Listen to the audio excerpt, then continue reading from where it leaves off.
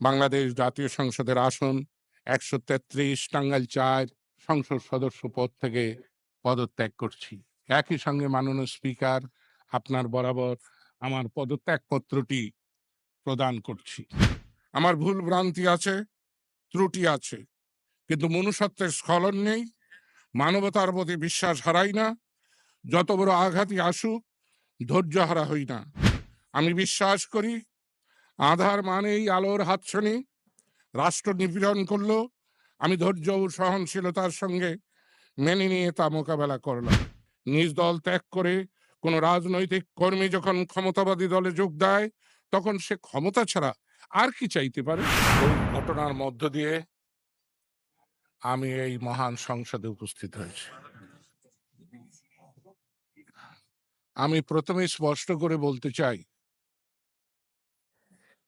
এবং বলার আগে আপনার একটি অনুমতি আমার প্রয়োজন।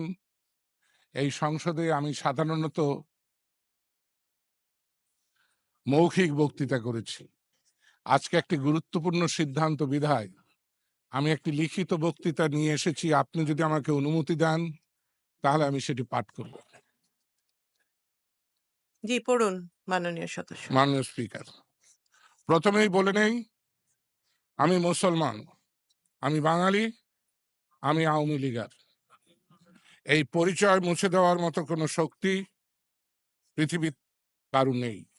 কারণ এ আমার চেতনা, আমার জীবনভেদ, প্রাণের রসদ, চলার সুনির্দিষ্ট পথ। যে যাই বলুন, প্রচার করুন, সিদ্ধান্ত নিন, এর ব্যতিক্রম কিছু ঘটবে না। আমি মানুষ বলেই আমার ভুল ভ্রান্তি আছে, ত্রুটি আছে, কিন্তু মনুষ্যত্বের স্খলন নেই, মানবতার প্রতি বিশ্বাস হারাই না, যত বড় আঘাতই আসুক ধৈর্য হারা হই না। আমি বিশ্বাস করি আঁধার মানেই আলোর হাতছানি। রাষ্ট্র নিপীড়ন করলো, আমি ধৈর্য ও সহনশীলতার সঙ্গে মেনে নিয়ে তা মোকাবেলা করলাম। মাননীয় স্পিকার, আমি অভিযোগের টুকরি মাথায় নিয়ে সংসদে দাঁড়াইনি। ভালোবাসার মহিমা বিতরণ করতে সৌহার্দ্য আর প্রীতি ভালোবাসার মালা সাজিয়ে নিয়ে এসেছি। আমি সবসময় অস্পষ্টতা ও ধূসরতা বিরোধী, শঠতা, কপটতা, স্বার্থপরতা, সুযোগ সুবিধার পথ হাঁটাকে অপছন্দ করি। জীবন উৎসর্গ করেছিলাম মানুষ, সমাজ, রাষ্ট্র, মানবতার সেবায়। নিজের জন্য ভারী ভারী পদ পদবি করায়ত্ত করতে নয়, আর পদ পদবীর জন্য নিজের চারিত্র বৈশিষ্ট্য কলুষিত ও কালিমালিপ্ত করা আমার স্বভাব বিরুদ্ধ। কুহকের পথ আমার নয়, আলোর পথের যাত্রী আমি। মানুষকে আলোর পথে চালিত করাই আমার জীবন ধর্ম। মাননীয় স্পিকার, অসাম্প্রদায়িক ইহজাগতিক গণতান্ত্রিক মূল্যবোধ দ্বারা আমার মনন গঠিত ও বিকশিত, এবং প্রতিনিয়ত এর চর্চা ও অনুশীলন করি। অমানুষ নই, প্রথম আমি মানুষ। মনুষ্যত্ব, মানবতার চর্চা অনুশীলন করতে গিয়ে নিজের ভিতরে অনেকগুলি কুঠুরি নির্মাণ করেছি। মানুষ ও মনুষ্যত্বের অনুশীলনে বিভিন্ন সময় বিভিন্ন কুঠুরিতে প্রবেশ করি। সেই কুঠুরির একটা আমার ধর্ম কুঠুরি। সেখানে আমি সাচ্চা মুসলমান। ধর্মীয় জীবন একান্তই আমার জীবন। এই জীবনধারা নিয়ে জনবাহবা বা নিন্দা কোনোটাতেই কুণ্ঠিত, বিব্রত, ভীত সন্ত্রস্ত হই না। নিজের কাছে নিজেই জবাবদিহি করে সন্তুষ্ট। জীবনের শেষ প্রান্তে এসে আমার ধর্মকুঠুরির ভাব জগৎ নিয়ে সমষ্টিতে আলোড়ন আন্দোলন দেখা দিয়েছে। সমষ্টি আমাকে ত্যায্য ও ব্রাত্য করেছে। যেভাবেই ভাবা যাক, রাজনীতি সামষ্টিক, কোনো ক্রমেই ব্যষ্টিক বা স্বতন্ত্র অবস্থান স্বীকার করে না। কারণ রাজনীতি মানব কল্যাণের একটা প্রকৃষ্ট উপায়, কোনো বিচ্ছিন্ন উপায় নয়। অন্যদিকে ব্যক্তি জীবন একান্তই ব্যক্তির। এখানে সমষ্টির প্রবেশ নিষিদ্ধ, ব্যক্তি এখানে সবকিছু। আমাকে ষড়যন্ত্রকারী, প্রতিশোধ পরায়ণ, ধর্মদ্রোহী, গণদুশ্মন ও শয়তানের রিপ্রেজেন্টেটিভ এহেন ঘৃণার পাত্র সাজাতে সবশেষে ধর্মকে প্রতিপক্ষ হিসেবে দাঁড় করিয়ে দেয়। আমি স্পষ্ট করে দৃঢ় চিত্তে বলতে চাই, আমি ধর্মবিরোধী নই, আমি ধর্ম অনুরাগী, একনিষ্ঠ ও সাচ্চা মুসলমান। আমি বলতে সাহস পাই, ধর্মীয় অনুশাসন নামে যে সকল গর্হিত কাজ ধর্মান্ধ, ধর্ম ব্যাপারী ও মৌলবাদী জনগোষ্ঠী যান্ত্রিকভাবে স্বীয় স্বার্থ চরিতার্থ করতে তৎপর, তাদের বিরুদ্ধে শান্তির ধর্ম, ন্যায়ের ধর্ম, সত্যের ধর্ম, অন্ধকার থেকে আলো পথের দিশার ধর্ম, ইসলামের সঠিক তাৎপর্যকে ঊর্ধ্বে তুলে ধরতে অম্লান থাকবে আমার পথ চলা। মাননীয় স্পিকার, আমার এই মনোভঙ্গির ও ভাবজগতের প্রকাশ ও প্রচার নিয়ে যতই ষড়যন্ত্র হোক, যত মিথ্যাচার হোক, যত আঘাত প্রতিঘাত আসুক, রাজনৈতিক সংগ্রাম বঙ্গবন্ধুর নেতৃত্বে আস্থা রেখে যেমন মোকাবেলা করেছি, বর্তমানেও এর ব্যত্যয় ঘটবে না। আমি মনে করি হজ প্রতিপালন ধর্মীয় অনুশাসনের মধ্যে অন্যতম ফরজ। এই ফরজ পালনেও আরো কতকগুলো অবশ্য পালনীয় ধর্মীয় অনুশাসন প্রতিপালন করে মাত্র একবারই করার কথা, যা আমি নিজেও করেছি। মাননীয় স্পিকার, ওয়াজেব সুন্নত পরিহার করে অন্যান্য অবশ্য পালনীয় ফরজ তরক করে যারা এই ফরজটি পালনে প্রতি বছর ব্যস্ত, তাদের মানসিকতা আর আমার বিবেচনা ভিন্ন। হজ যে একটা বিরাট অর্থনৈতিক কর্মকাণ্ড, তা কিন্তু মানতে না চাইলেও মিথ্যা হয়ে যায় না। রোজার মাসটি আমার প্রাত্যহিক জীবনের খুবই স্মরণীয় ও অবশ্য পালনীয় মাস।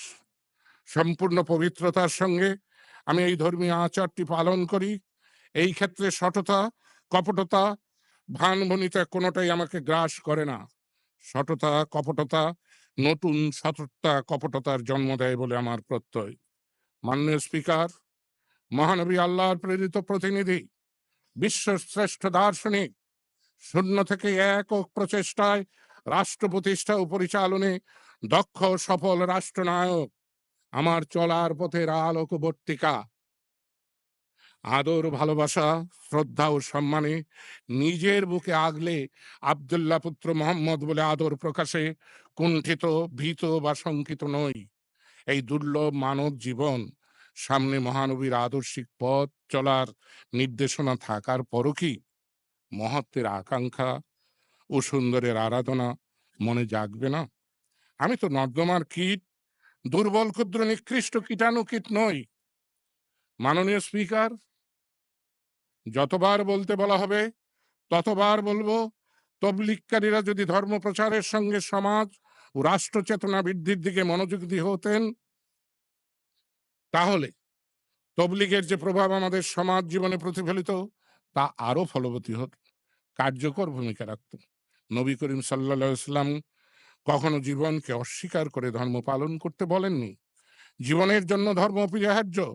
ধর্ম নিয়ে বাড়াবাড়ি করতে বিদায় হজের বাণীতে মহানবী নিষেধ করে গেছেন। যারা অসাম্প্রদায়িক ইহজাগতিকের কথা প্রচার করেও ধর্মানুভূতি নিয়ে শোরগোল তোলেন, তাদের বিষয়ে নীরব থাকাই সমীচীন মনে করি। মাননীয় স্পিকার, মহত্বের আকাঙ্ক্ষা ছাড়া আমার কোনো আকাঙ্ক্ষা নেই।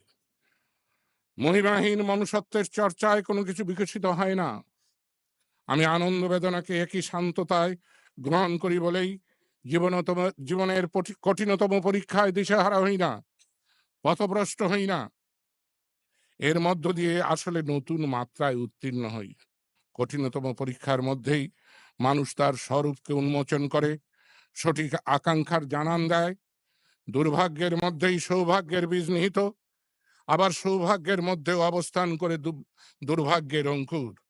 উত্থানের সর্বোচ্চ শিখরে অবস্থানের অর্থ অনিবার্য পতনের সম্ভাবনা নিজেকে সমর্পণ করা।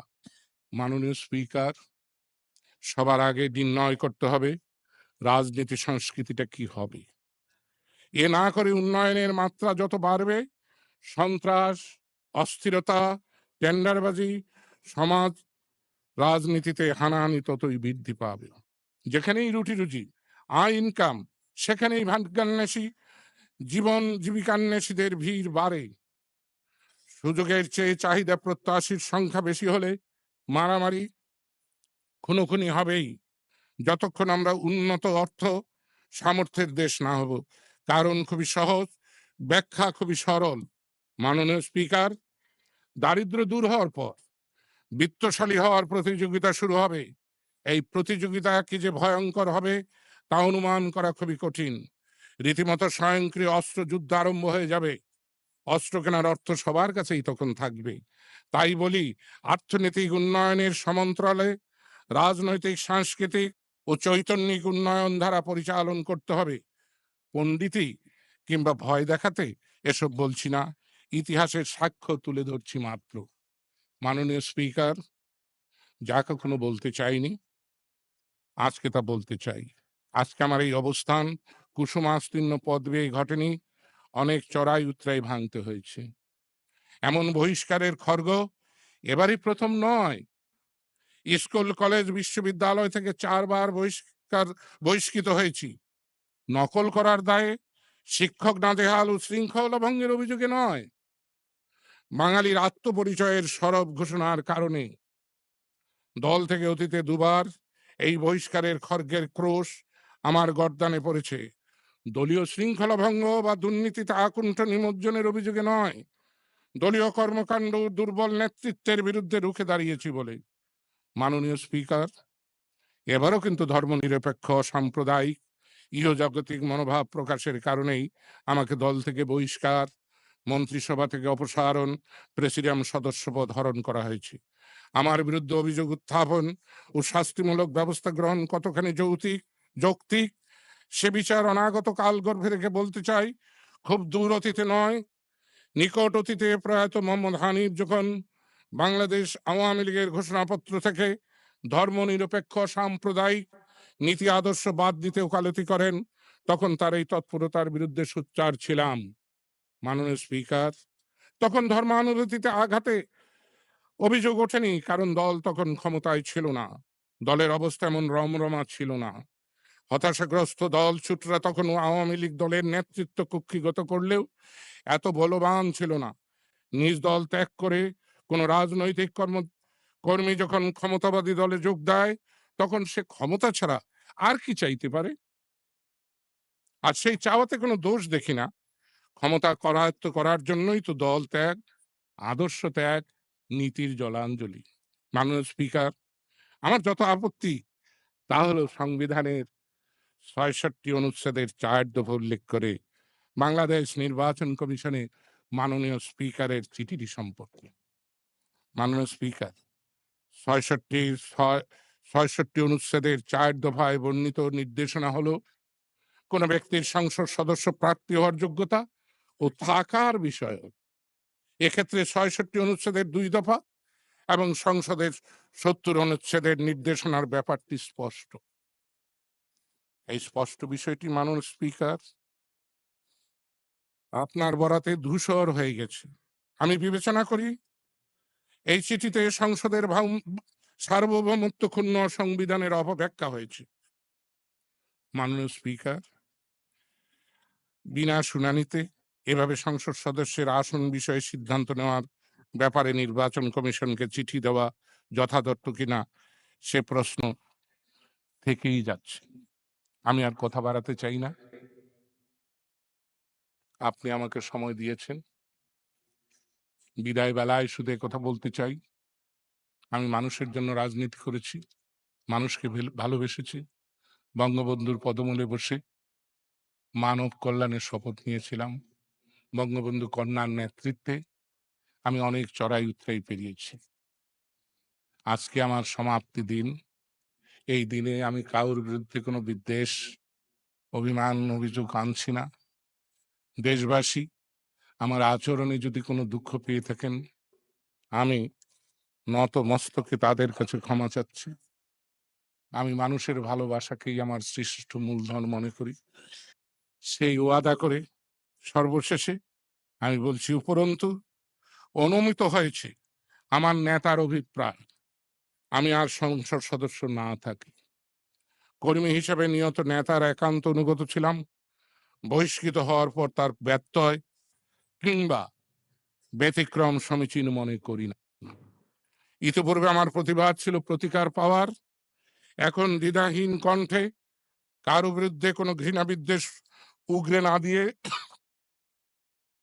কোনো অভিযোগ উত্থাপন না করে হৃষ্টচিত্তে বাংলাদেশ জাতীয় সংসদের আসন ১৩৩ টাঙ্গাইল ৪ সংসদ সদস্য পদ থেকে পদত্যাগ করছি। একই সঙ্গে মাননীয় স্পিকার, আপনার বরাবর আমার পদত্যাগ পত্রটি প্রদান করছি।